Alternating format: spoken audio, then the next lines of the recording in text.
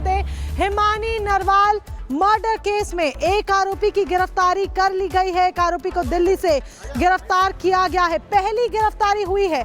2 लोगों को दरअसल हिरासत में ले लिया गया है। आपको याद होगा, हिमानी नरवाल कांग्रेस की नेता, सूटकेस में हिमानी नरवाल का शव मिला था। हिमानी नरवाल हत्याकांड में पहली गिरफ्तारी हुई है। एक आरोपी को गिरफ्तार किया गया है दिल्ली से। 2 लोगों को हिरासत में लिया गया है। सूटकेस में मिला था हिमानी नरवाल का शव। तो बड़ी जानकारी आपको बता दें, हिमानी नरवाल मर्डर केस से जुड़ी हुई, जहां पर आपको याद होगा कि बीते दिन खबर आई थी, कांग्रेस नेता हिमानी नरवाल का शव बस स्टैंड के पास सूटकेस से बरामद हुआ था और पुलिस गंभीरता से इस पूरे मामले को लेकर जांच पड़ताल कर रही है। अब जांच पड़ताल को आगे बढ़ाते हुए 2 लोगों को हिरासत में लिया गया है शक के आधार पर। तो वही एक आरोपी की गिरफ्तारी हुई है। लोमस अधिक जानकारी के लिए हमारे सहयोगी लाइव हमारे साथ जुड़ चुके हैं। लोमस, पूरी डिटेल्स आपसे चाहेंगे। एक आरोपी गिरफ्तार किया गया है, 2 को हिरासत में लिया गया है, और क्या अपडेट? बिल्कुल, आपको जानकारी दे दें कि अब तक की सबसे बड़ी खबर निकल के सामने आ रही है। एक आरोपी को इस पूरे मामले में गिरफ्तार कर लिया गया है।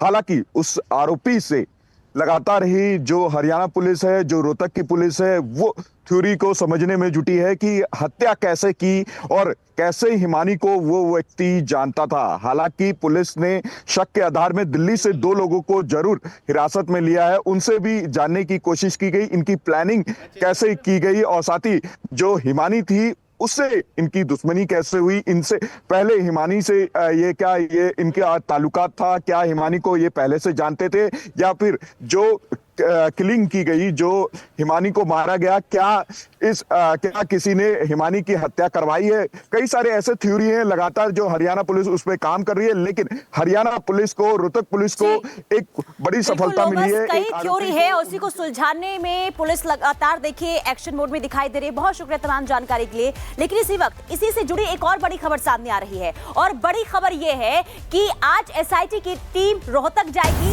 और जांच करेगी। कांग्रेस नेत्री हिमानी नरवाल की मौत की जांच अब तेज हो गई है। आज रोहतक जाएगी एसआईटी की टीम। एसआईटी को सौंपी गई है जांच की पूरी जिम्मेदारी, और प्राइमरी पोस्टमार्टम रिपोर्ट में बड़ा खुलासा हुआ है। खुलासा यह हुआ है कि गला दबाकर हत्या की आशंका जताई गई है। यह सूत्रों के हवाले से जानकारी सामने आ रही है। तो कांग्रेस नेत्री हिमानी नरवाल की मौत के बाद हरियाणा में हड़कंप की स्थिति देखने को मिल रही है। वजह यह है क्योंकि सूटकेस में लाश मिली और इसके बाद कई सवाल खड़े हो गए कि आखिर हिमानी नरवाल की हत्या का जिम्मेदार कौन है, इसके पीछे आखिर किसका हाथ है और किस वजह से हिमानी की हत्या की गई। तो बिल्कुल, कांग्रेस नेता हिमानी नरवाल की हत्या हुई या फिर कुछ और ही ये पूरा मामला है, राजनीतिक रंजिश है या फिर कोई पारिवारिक विवाद है? दरअसल ये पूरा मामला क्या है, इस मामले की गंभीरता से जांच अब एसआईटी करेगी, और एसआईटी इसके लिए बकायदा आज रोहतक भी पहुंचने वाली है। रिपोर्ट देखिए।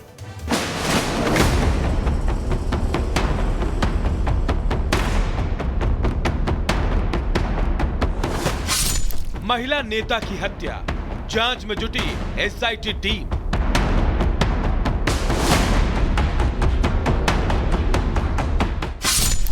दो एंगल से जांच करेगी एसआईटी, हॉरर किलिंग या हत्या।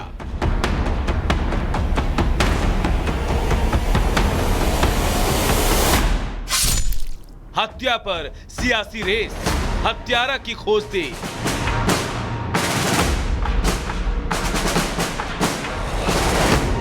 कांग्रेस नेता हिमानी नरवाल का बस स्टैंड में लाश मिलने से सियासी गलियारे में शोर है। बीजेपी कांग्रेस के नेताओं पर आरोप लगा रही है, तो वहीं कांग्रेस बीजेपी सरकार के कानून व्यवस्था पर ही सवाल उठा रही है। लेकिन हिमानी के परिवार वाले इंसाफ की गुहार लगा रहे हैं। इतना ही नहीं, हिमानी के परिवार ने आरोपी के पकड़े जाने तक अंतिम संस्कार से भी इनकार कर दिया है।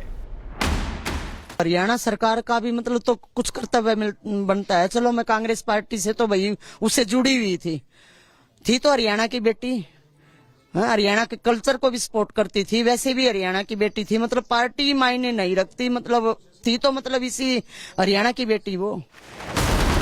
हिमानी के परिवार का आरोप गंभीर है। वही एसआईटी टीम रोहतक पहुंचने वाली है और हिमानी केस को 2 एंगल से जांचेगी। पहला हॉरर किलिंग और दूसरा हत्या के एंगल से। लेकिन कांग्रेस नेता हिमानी की हत्या में किसी भी राजनीतिक साजिश से इनकार कर रहे हैं।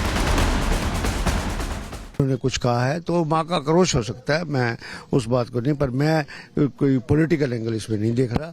माँ के आक्रोश के सामने इस समय बहुत एक सेंटीमेंट्स और उसकी बात है, उसके बारे में कुछ नहीं बोलूंगा। बिल्कुल, हिमानी के लिए कहा जाता है एक छोटे से उम्र में वो काफी एक्टिव कार्यकर्ता थी कांग्रेस के लिए और साथ ही कई सारे एक्टिविटीज में वो आगे बढ़ चढ़ कर हिस्सा लेती थी। नहीं, she was doing the law also, law की पढ़ाई भी कर रही थी, साथ में पॉलिटिक्स के अंदर भी इन्वॉल्व थी।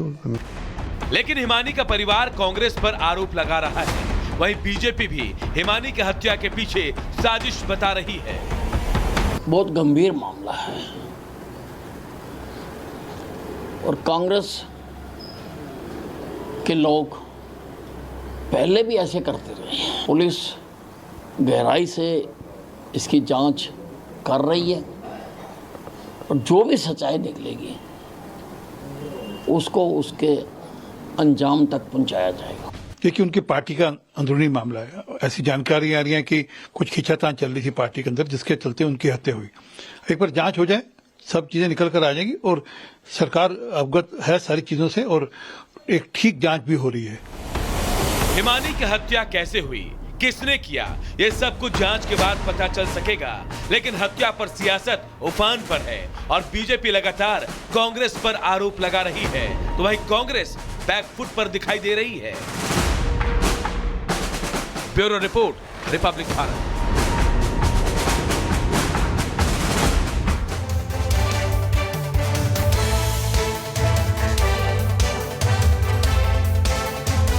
युवाओं की आत्महत्या के मामले इन दिनों लगातार देखने को मिल रहे हैं, जो चिंता का विषय है। खास करके जो लोग हैं, शादीशुदा लोग हैं, वो अपनी पत्नी से परेशान होकर मौत को गले लगा रहे हैं। और मध्य प्रदेश के देवास से कुछ ऐसी ही खबर सामने आई, जहां पत्नी से परेशान होकर एक युवक ने आत्महत्या करने की कोशिश की और सुसाइड नोट में लिखा, शादी कभी मत करना।